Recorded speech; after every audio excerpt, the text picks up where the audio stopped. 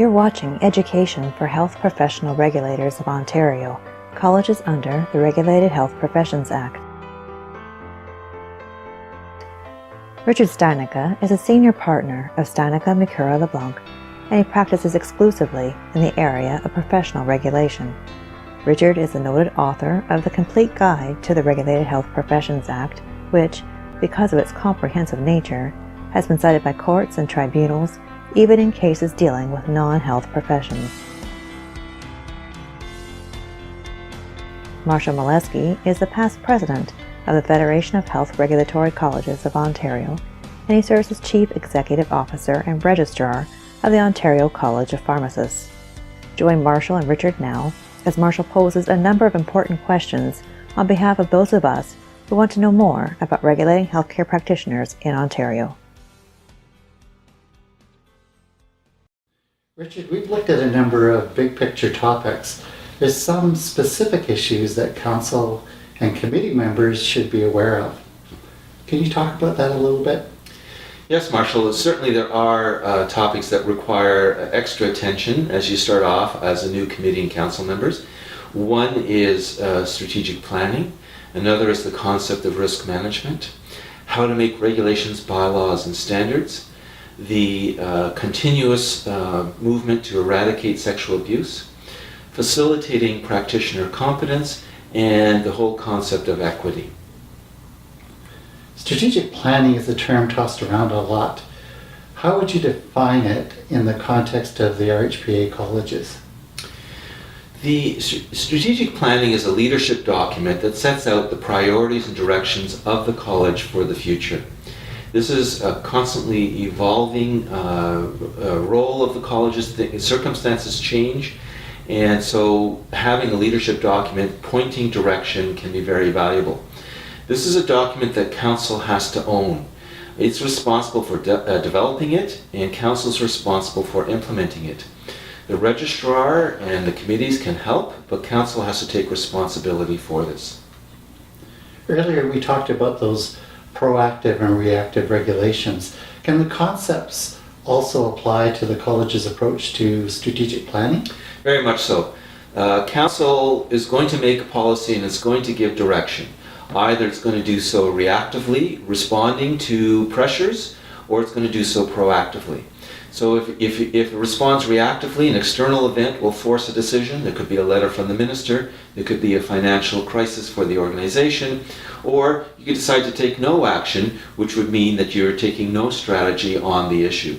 Proactive strategic planning involves a formal process in which you develop a strategic plan after looking at your strengths, weaknesses, opportunities, and threats. So in my experience, I've noticed that strategic planning processes can be quite different from one college to another. What would you say are the common features of strategic planning processes? You're absolutely right, Marshall. There is no set process, and the process will vary significantly from college to college. But in my experience, there are three activities that are part of the strategic planning process. Activity number one is analysis. Doing an environmental scan of the public, the profession, the ministry, employers, other professions, people who pay for services, to see what their issues are with practitioners and what they see happening. And then to identify driving forces and sources of change. Demographics, technology, societal attitudes can have a huge impact on the evolution of a practice. And so we can just look at how Uber has impacted the regulation of taxi services to illustrate that point. Then the second activity would be to articulate a strategic direction.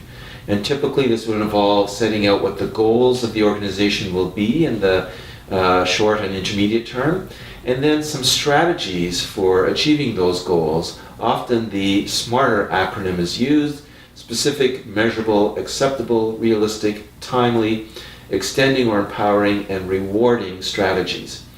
And it's always useful to go back and review your mission, vision, and value statements to see if they still reflect where you are.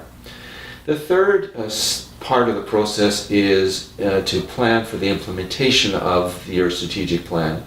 So you want to have objectives that you want to achieve and tactics for achieving those objectives. You want to assign responsibility for doing the specific things and the timelines for getting them done, and who's going to monitor, measure, and evaluate the success of the strategic plan. And then you might break down things into steps like annual plans, work plans, and budget. So what role do the college members have once the strategic plan has been put into place?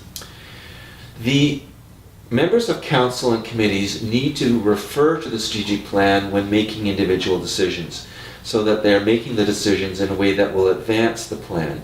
And this involves all kinds of decisions, from budget to enacting regulations and bylaws to making policies. And then at a high level, council needs to monitor how the college is doing in implementing the strategic plan. You want regular reports from the registrar, and you want to have some high level measures of progress and evaluating your success. And part of doing this is to review it and adjust the strategic plan, because circumstances will change. If you have a 3-year or a 5-year strategic plan, things will change before you get to year 3 or year 5. The strategic planning process that colleges go through is different from what people may have experienced in other organizations. Can you talk about those differences? Yeah, I agree, Marshall. One of the main differences is that the overall goals of the college is dictated by the RHPA. Your strategic goals have to fit within your statutory mandate. In addition, because you are a public body under public scrutiny, and acting under statute, there's limits to the means you can use to achieving your goals. You have to be open and transparent and ethical in how you achieve your goals. Finally, third parties have a role in your strategic plan. Recently, the Minister of Health sent a letter to colleges saying, I want you to put as one of your goals in your strategic plan transparency and openness. Thank you.